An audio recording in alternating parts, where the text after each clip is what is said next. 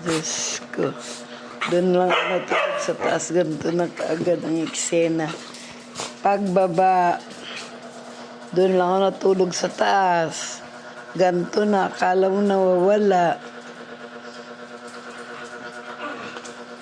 Bron, bron.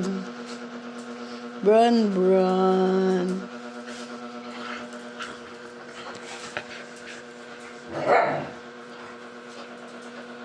Ay, mga alaga talaga. Madaling araw pa.